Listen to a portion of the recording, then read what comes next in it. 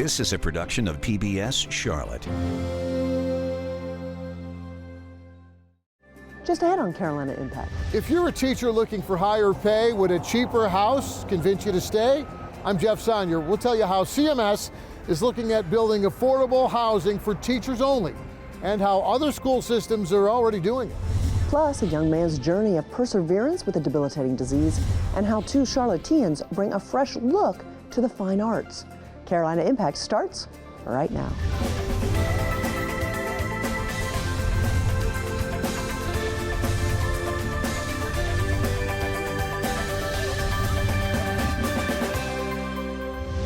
Good evening. Thanks so much for joining us. I'm Amy Burkett. Big city school systems like Charlotte-Mecklenburg and small town school systems in rural areas all share a common problem: how to attract the best new teachers while keeping current teachers from leaving for better paying jobs elsewhere. Now they're trying something new, offering affordable housing for teachers only, hoping that teachers who want to live here will also want to work here. Carolina Impact's Jeff Sonyer and videographer Max Arnold show us what CMS is planning here in Charlotte and where it's already working elsewhere in the Carolinas. Yeah, school systems here in the Carolinas don't have much of a say when it comes to raising teacher pay. Most of those decisions made by lawmakers in Raleigh and Columbia. But here's another idea. How about schools using other financial tools to help make those teacher dollars go farther, especially when it comes to the high cost of housing? School was a safe haven, and I also attended Northridge when I was in middle school. Janita Nashville is a CMS success story, a former student here, now a teacher here. I felt a duty to come back because skills can't be passed on unless you kind of develop them as an educator yourself. Nashville seeing her former self in the middle schoolers she now works with. I don't know, she just motivates me every day. You gonna go to class right there? You can go. She motivates me every day. She's the reason I get out of my bed and come here every day. But just being able to be that guiding light, because at one point when I was here, I had to have that guided light, and I had to have someone that was willing to take that time to say, hey, today's gonna be a good day. But teachers who make a difference in their students' lives, well, they also have to make ends meet in their own lives. Nashville says she spends half of her monthly teacher's paycheck just on rent. Is it harder today to make a living as a teacher than it was when you started? With the local prices increasing, cost of living is changing, being able to go to sleep at night and knowing that your home is safe and knowing that you're not in a problematic neighborhood, it's important. When the district surveyed our teachers, 93% said they are most concerned about housing costs, and another 61% said housing may impact whether or not they continue to work with CMS. That's why CMS leaders are launching this new program called At Home in CMS, working with business partners to offer teachers reduced rent on nearly 2,000 existing local apartments. Those who want to buy a home can also qualify for special low pricing and bank financing on townhomes for teachers. And CMS has plans for its own $30 million affordable housing complex, with rental homes built for CMS by CMS, all on CMS property. The final phase of this development is a first of its kind Charlotte-Mecklenburg educator community. We're exploring possible routes and models for the design and financing of this complex. But south of Charlotte, here in Winnsboro, where the town's entire population is less than some Charlotte high schools, well, they've already figured out how to help solve their teacher housing problem. Every time I come out here, Jeff, honestly, I just am so excited what our foundation was able to piece together. Dr. Sue Rex chairs the Fairfield County Education Foundation, walking us past these rocking chair front porches and wooded screen porches out back, an entire neighborhood of new homes, all built just for teachers. In Winnsboro, it's difficult to find affordable, attractive housing at a price that teachers can afford. And so it was from that we birthed the idea of teacher housing. After a year of clearing lots and paving streets, South Carolina's first ever teachers-only neighborhood finally had its move-in day back in August. For Winnsboro, it's also the town's first new housing development in decades. Well, up until now, we've been able to build 16 homes. 8 of them are 1-story and 8 are 2-story. And we're very much hoping to raise enough money that we can build 9 more for next school academic year. The 1-story homes for this year are renting at $700 a month, and the 2-story at $900 a month.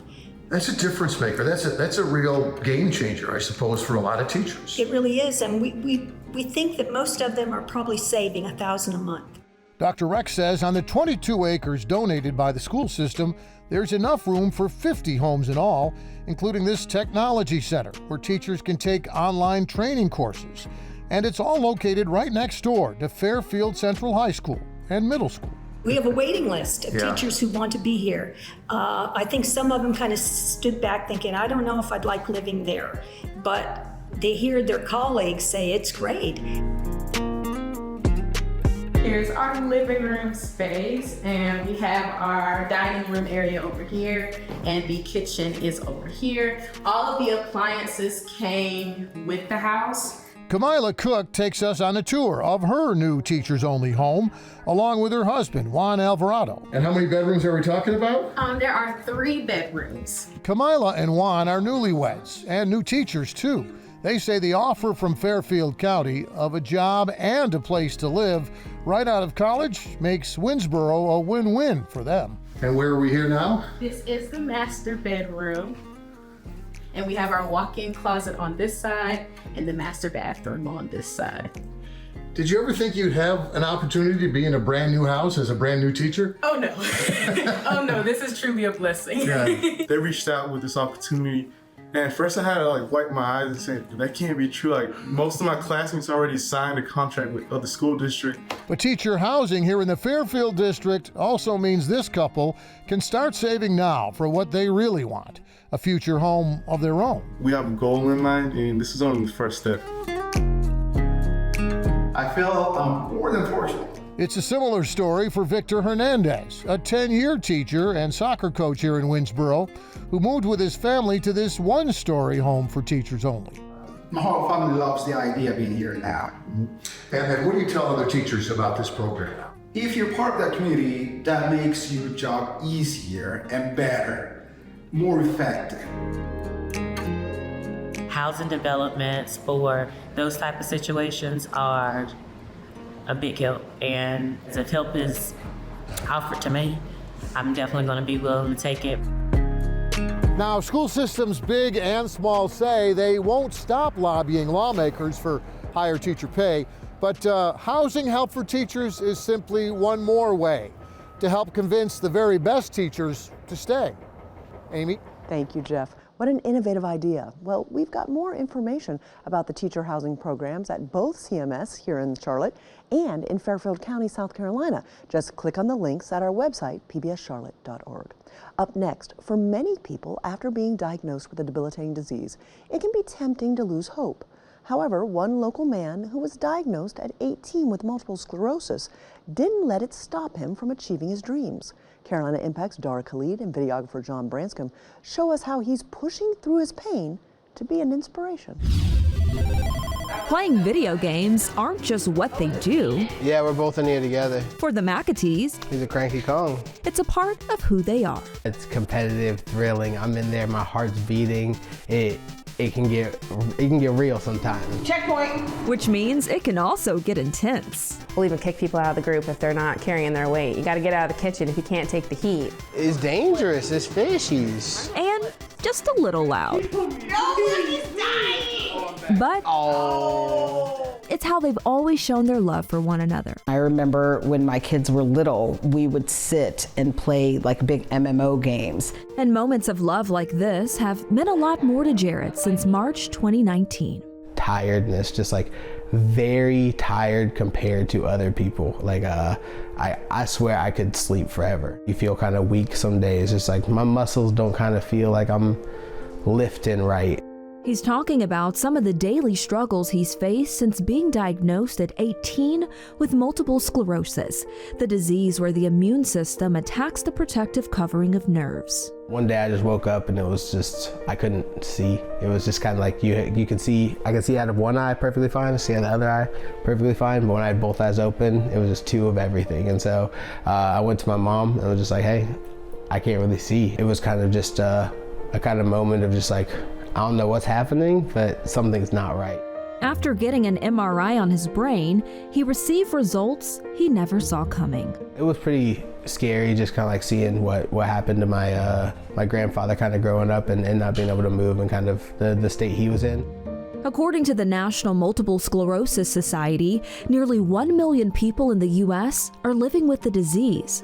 Although symptoms look different for each person, some include cognitive changes, vision problems, and fatigue. There's a potential genetic predisposition, so you may have inherited a gene or series of genes where you are, again, more likely to develop MS, but not guaranteed.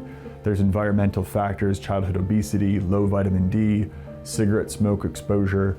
Experts like Piedmont healthcare neurologist Matthew Carraro say there's no way to prevent MS, and people of all backgrounds should be mindful. It is historically more common in people of Northern European ancestry or descent. African Americans can still get MS, people of Middle Eastern descent, people from Africa, people all over the world can get MS. Dr. Carraro says there are over 20 treatment options, like injections you can give yourself, pills, and IVs you can get at infusion centers. Research shows about 25% of MS patients need wheelchairs at some point in their lives. Most of our patients who are diagnosed early and accurately, they go on to be very successful in their lives and do the things that they want to do. Jared is the perfect example of this. 24 years old, living out his dream as a software engineer. Coding is really just like a fulfillment. I think specifically in the context of my job, it's like the feeling of like completing something. It's a career he was being prepared for as a student on the T-Rex 4935 robotics team at Olympic High School. I joined the team and then kind of fell in love with coding and kind of doing everything that way with the robotics team and just kind of really building some core group of people around me. And as Jared's passion for robotics grew, the same thing happened for someone else in his life. I thought it was like Rock'em Sock'em Robots. And I went to their first competition and sat in this high school arena and saw these kids and these massive robots that were moving and throwing balls. And I was like, that's actually really freaking cool. From there, Melissa was hooked. She went from bringing snacks to support her son. That's a dinosaur. To now serving as the co-lead mentor 10 years later. She's just very loving, a huge role model. She makes you feel like you're meant to be here. She teaches me a lot. She brings the energy and she gets us really motivated for us to do what we love. And without her, I don't think this would be a thing and I don't think I would be here. So Melissa, knowing that your son came through the same program, what does it mean watching these kids thrive and do their thing here now? It's amazing, and I'm super proud of them because they are learning skills that most adults don't have at a high school level, and it's setting them up for success beyond my wildest imagination. As she pours into students every Monday through Saturday, it reminds her of how mentors like Greg Saw poured into her son Jared when he was in the program. He really has excelled. I mean, he was excelling even back then. Where he's come from since then is just mind-blowing, what he's accomplished. And Jared keeps the cycle of giving back alive, frequently visiting the T-Rex team to coach students. Just like seeing that you were in that position at one time and how you can kind of like, you grew up to this and just kind of like seeing the fulfillment of like, what will they be? Jared isn't letting MS stop him from enjoying Funky Mode! Funky Mode! And making a difference with technology. For Carolina Impact, I'm Dara Khalid. Thank you, Dara. Jared's love for helping and inspiring others doesn't stop with the robotics team. He also volunteers with a local nonprofit that helps youth get jobs. There are major changes for two of the Queen City's most stellar arts organizations. As one of the premier music organizations in the Southeast and the oldest symphony orchestra in the Carolinas, thousands come to the Charlotte Symphony Orchestra's concerts. Now its 12th music director begins his tenure. Meanwhile, Opera Carolina, celebrating 75 years, has welcomed the first woman to lead the company as its new general director. Carolina Impact's Bea Thompson and videographer Max Arnold show us how they're making their mark as the first African Americans to lead their institutions. When we think of the arts, in particular the fine arts, we envision the opera. And of course, the room-vibrating sounds of the symphony. And now, both of these well-known artistic organizations in Charlotte are beginning new seasons with new leaders at the helm. For the opera, one who knows the Queen City well. Dr. Shantae Williams started right here in Charlotte, North Carolina. I am home again, but really, all of this started with, this community growing up in what was Earl Village. The little girl who grew up in the inner city went on to HBCU Winston-Salem State with the intention of going into medicine. Then on to Ohio State, where she found a love for opera. With several degrees, she branched out into banking, and it ultimately led to her becoming an entrepreneur. But the turn from board member and philanthropist really into operator and leader happened actually when I got the opportunity presented to me to sponsor an opera. The opera was The Passion of Mary Carwell Dawson. It's the story of the first black woman to establish the National Negro Opera Company. Opera Carolina was established back in 1948, but African Americans would not have been allowed to attend and enjoy the opera then.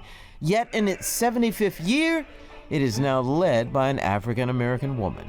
For Williams, the key is to change public perceptions about the opera. I'm going to rid everybody from saying opera's not for us. And I don't care who the us is, whether that's people of color, whether that's women, whether that's, people of a specific socioeconomic status. I named my inaugural year here Opera per Tutti, which means opera for all in Italian.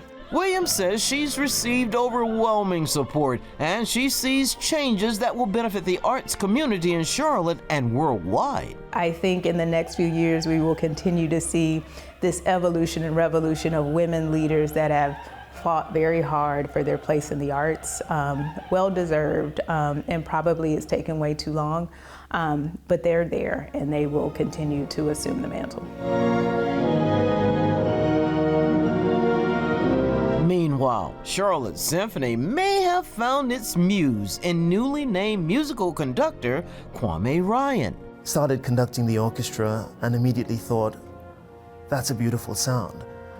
And then I realized that we had a very strong musical connection. By the age of 6, the boy from Trinidad knew what he wanted to do after seeing the movie Star Wars and hearing the musical score by John Williams. The following year, he made a life-changing declaration during a presentation of Porgy and Bess. My mom tells me that I leaned over to her during that concert and said, "Mom, I want to do what the guy in the middle's doing." So that was the beginning of the actual orchestral passion and fascination.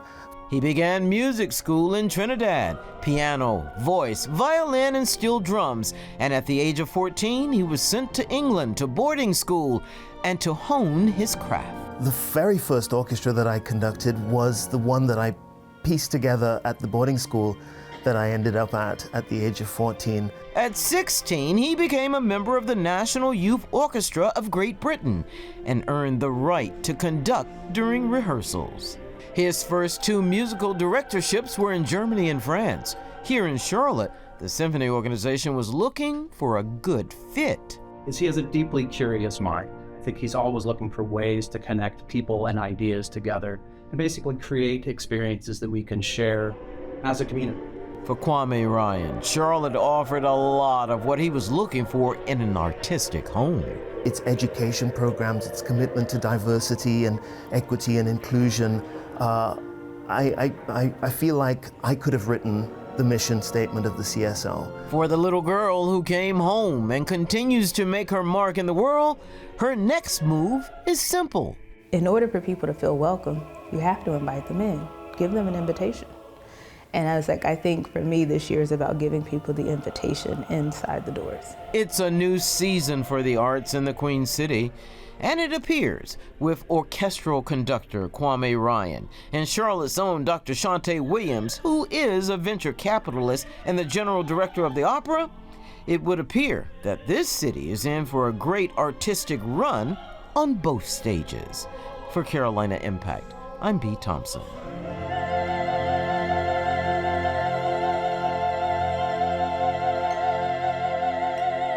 Thank you, B. This month, join the symphony for Bach and Mozart, a take on Disco Fever and Gershwin's Magic Keys. And if you want to get in on the production fun at Opera Carolina, they have open positions for performances of Carmen in February. Well, finally tonight, it's officially winter, time for cold days and early sunsets, which is perfect for indoor activities. Carolina Impact's Jason Terzis joins us with one event happening that you don't have much time left to catch. Well, it's almost amazing to think that Charlotte's Mint Museum has been around for nearly 90 years. It was the very first art museum in the state of North Carolina, opening its doors to the public in 1936. In addition to its everyday collections, the museum has special limited time exhibits.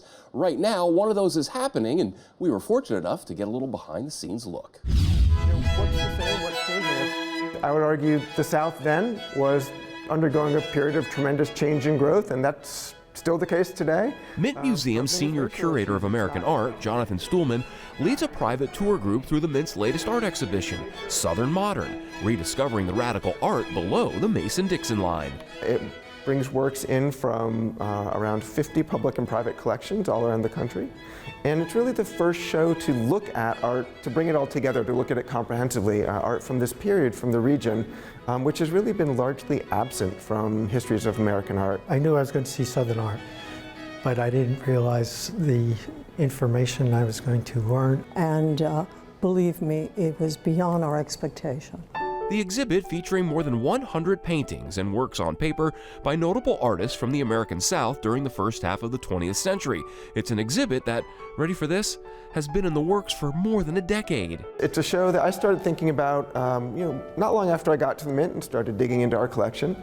And I started seeing works by artists that I thought, these are great paintings or prints or pastels or whatever. They weren't part of my kind of traditional art historical background or classes in American art. How come nothing's happened since then to kind of bring it together and celebrate it? We consulted with many curators, museum directors, scholars, collectors, all throughout the region. He explained actually the process of bringing these artists together for this exhibit. The laundry to me kind of almost looks like flags that one would see on the lines of a boat.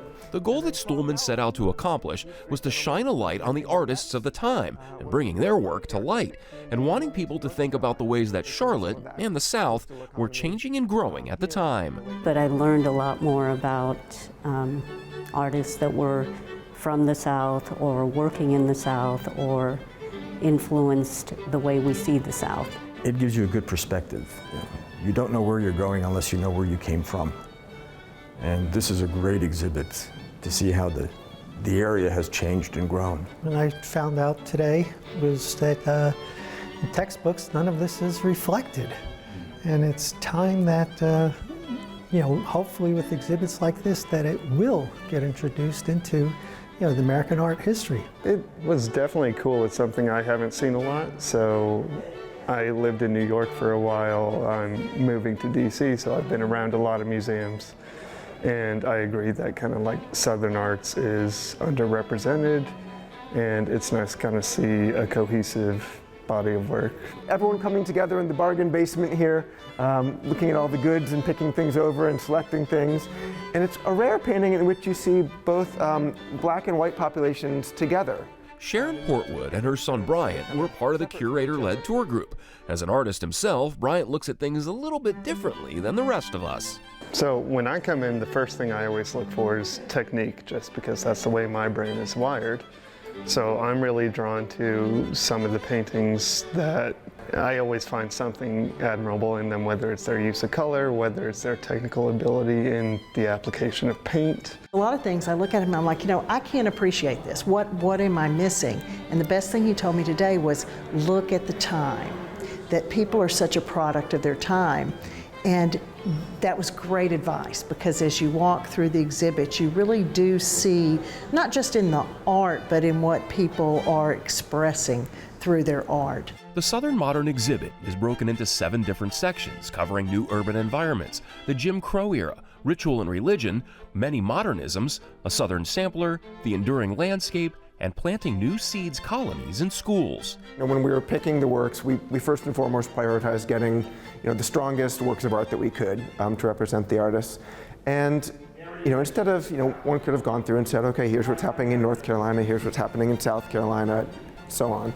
But we thought that wouldn't really make for the most compelling presentation. So once we'd selected the works, we really just kind of started looking at them and we're thinking about what themes are emerging here. What are we seeing kind of rising to the top in terms of the subjects, in terms of the approaches.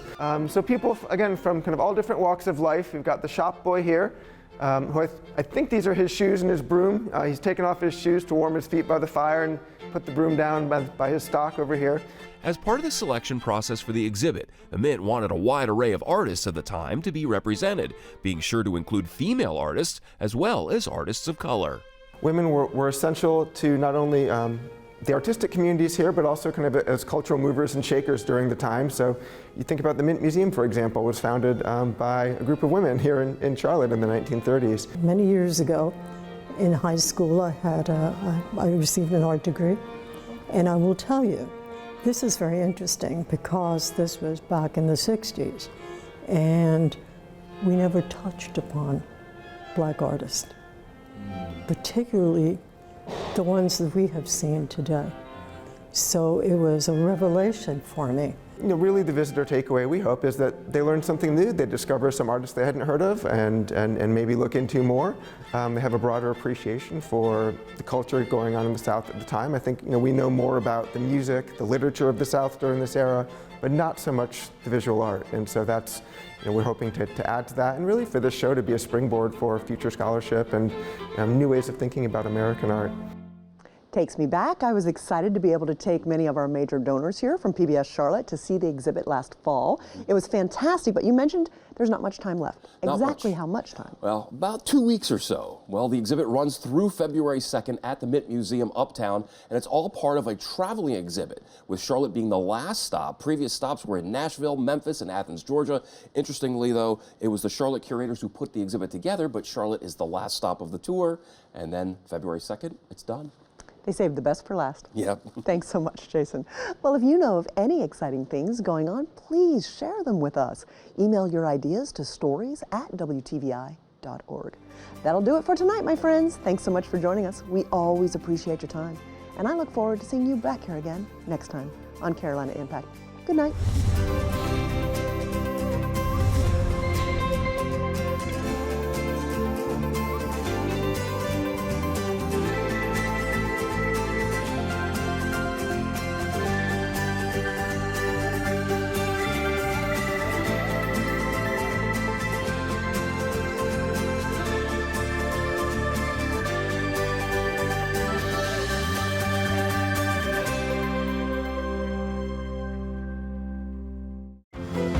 This is a production of PBS Charlotte.